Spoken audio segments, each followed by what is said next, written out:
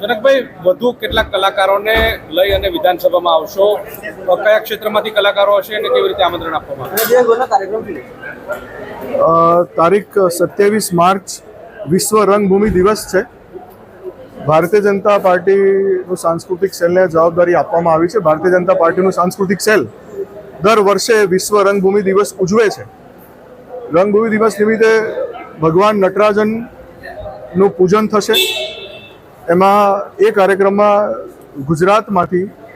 આખા ગુજરાતમાંથી ગુજરાતના દરેક જિલ્લામાંથી નાના મોટા તમામ કલાકારોને આમંત્રિત કરવામાં આવ્યા છે.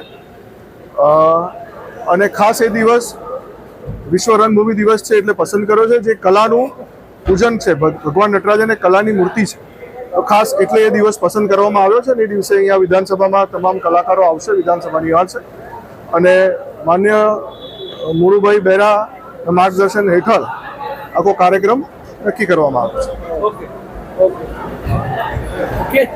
Okay done.